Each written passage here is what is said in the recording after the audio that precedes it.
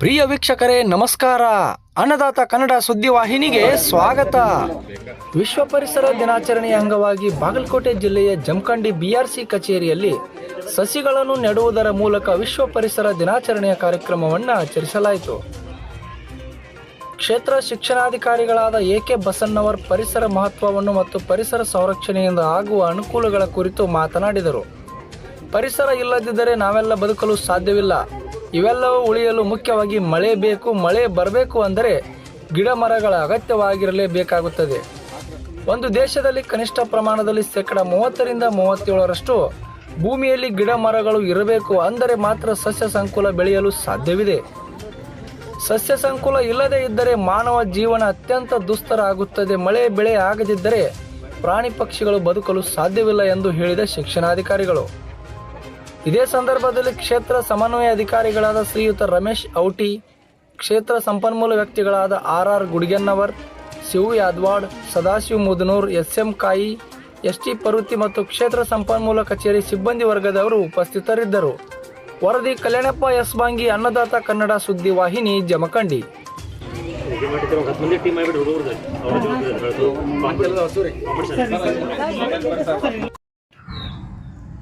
ಎಲ್ಲರಿಗೂ ನಮಸ್ಕಾರ. ವಿಶ್ವ ಪರಿಸರ ದಿನಾಚರಣೆಯ ಹಾರ್ದಿಕ ಶುಭಾಶಯಗಳನ್ನು ಎಲ್ಲರಿಗೂ ಹೇಳುತ್ತಾ,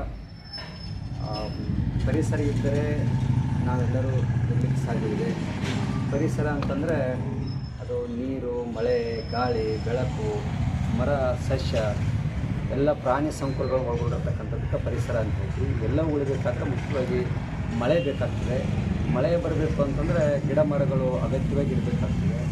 ಒಂದು ದೇಶದಲ್ಲಿ ಕನಿಷ್ಠ ಪ್ರಮಾಣದಲ್ಲಿ 30-37% ಗಿಡ ಮರಗಳಿರಬೇಕಾಗುತ್ತೆ. ಒಟ್ಟು ಶೇಕಡ ಭೂಮಿಯಲ್ಲಿ 30-37 ಇರಬೇಕು ಮರಗಿಡಗಳು ಇದ್ದರೆ ಮಾತ್ರ ಸಸ್ಯ ಸಂಕುಲ ಬೆಳೀಲಿಕ್ಕೆ ಸಾಧ್ಯವಿದೆ. ಇಲ್ಲದೆ ಹೋದರೆ ಸಸ್ಯ ಸಂಕುಲ ಇಲ್ಲದೇ ಇದ್ದರೆ ಮಾನವನ ಜೀವನ ಅತ್ಯಂತ ದುಸ್ತರ ಆಗ್ತದೆ ಮತ್ತು ಇದರ ಹಿನ್ನೆಲೆಯಲ್ಲಿ ಮಳೆ ಬೆಳೆಗಳಾಗುವುದಿಲ್ಲ ಮತ್ತು ಪ್ರಾಣಿ ಪಕ್ಷಿಗಳು ಬದುಕಲಿಕ್ಕೆ ಸಾಧ್ಯವಿಲ್ಲ. ಒಂದು ಪ್ರಾಣಿ ಇನ್ನೊಂದು ಪ್ರಾಣಿ ಮೇಲೆ ಆಶ್ರಿತವಾಗಿರ್ತದೆ. ಮಳೆ ಜಾಸ್ತಿ ಆಗ್ತಾ ಹೋದ್ಮೇಲೆ ಅದನ್ನು ನೀರನ್ನು ಹಿಡಿದಿಟ್ಕೊಳ್ತಕ್ಕಂಥ ಪ್ರಕ್ರಿಯೆ ಗಿಡಗಳಿದ್ದರೆ ಮಾತ್ರ ಸಾಧ್ಯ ಇದೆ. ಮಳೆ ಆದಮೇಲೆ ಮಳೆ ಆಗಿರ್ತಕ್ಕಂಥ ನೀರು ಭೂಮಿಗೆ ಇಂಗಬೇಕಾದರೂ ಕೂಡ ಗಿಡ ಮರಗಳು ಬೇಕಾಗ್ತವೆ. ಗಿಡ ಮರಗಳು ಇಲ್ಲ ಅಂತಂದರೆ ನೀರು ಭೂಮಿಗೆ ಇಂಗ್ತಕ್ಕಂಥ ಪ್ರಕ್ರಿಯೆನೂ ಆಗೋದಿಲ್ಲ ಮತ್ತು ಮಳೆಯನ್ನು ಇವಾಪರೇಷನ್ ಏನಿದೆ ಅದನ್ನು ಹೀರ್ಕೊಳ್ತಕ್ಕಂಥ ಶಕ್ತಿಯೂ ಕೂಡ ಆಗೋದಿಲ್ಲ. ಇದು ಈಕೋ ಸಿಸ್ಟಮಿನ ಇಂಬ್ಯಾಲೆನ್ಸ್ ಆಗಿ ಸಮುದ್ರದಲ್ಲಿ ಕೂಡ ಅದು ನೀರು ಉಕ್ತಕ್ಕಂತಹ ಪ್ರಕ್ರಿಯೆಯೂ ಕೂಡ ಕಡಿಮೆ ಆಗ್ತದೆ. ಇದು ಒಂದಕ್ಕೊಂದು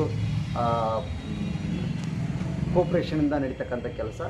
ಇದು ಇರಬೇಕಂತ ನಾವು ಗಿಡ ಮರಗಳನ್ನು ಕಡ್ಡಾಯವಾಗಿ ಎಲ್ಲರೂ ಕೂಡ ನಮ್ಮ ಶಾಲೆಗಳಲ್ಲಿ ಪ್ರತಿ ಮಗುವು ಕೂಡ ಗಿಡಗಳನ್ನು ನೆಡಬೇಕು.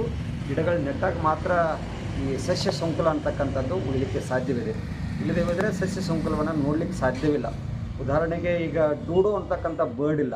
ಡೂಡೋ ಅಂತಕ್ಕಂಥ ಬರ್ಡ್ ಯಾಕಿಲ್ಲ ಅಂದರೆ ಡೂಡೋ ತಿಂತಕ್ಕಂಥ ಹಣ್ಣು ಹಂಪಲುಗಳು, ಕಾಯಿಗಳು ಭೂಮಿ ಮೇಲೆ ಇಲ್ಲ, ಅವೆಲ್ಲ ನಶಿಸಿ ಹೋಗಿದ್ದಾವೆ. ಅದೇ ರೀತಿ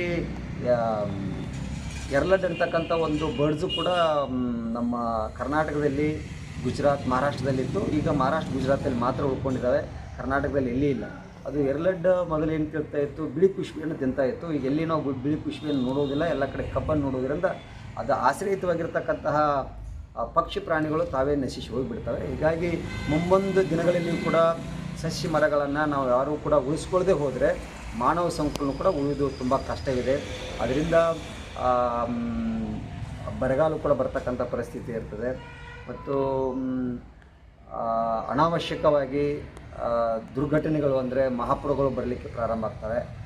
ಇದೆಲ್ಲವನ್ನು ನಾವು ಬ್ಯಾಲೆನ್ಸ್ ಮಾಡಿಕೊಂಡು ಮನುಷ್ಯ ಜೀವಿ ಒಂದು ಎಲ್ಲ ಪ್ರಾಣಿ ಪಕ್ಷಿಗಳೊಂದಿಗೆ ಸೌಹಾರ್ದಯುತವಾಗಿ ಜೀವನವನ್ನು ಸಾಗಿಸಬೇಕಾಗಿದ್ದರೆ ಪರಿಸರ ಬಹಳ ಪ್ರಮುಖವಾಗಿರ್ತಕ್ಕಂಥ ಅದನ್ನೆಲ್ಲವನ್ನು ಅರ್ಥಕೊಂಡು ನಾವೆಲ್ಲರೂ ಮನೆಗಳಲ್ಲಿ ಜಾಗ ಇದ್ದಲ್ಲಿ ಎಲ್ಲ ಗಿಡ ಮರಗಳನ್ನು ನಡೆಸೋದ್ರ ಮುಖಾಂತರ ಇದು ಪರಿಸರ ದಿನಾಚರಣೆ ಅರ್ಥಪೂರ್ಣವಾಗಿ ಆಚರಿಸೋಣ ಅಂತಕ್ಕಂಥ ಮಾತನ್ನು ಹೇಳಿ ನಾನು ಯಾರು ಮಾಡ್ತೀನಿ.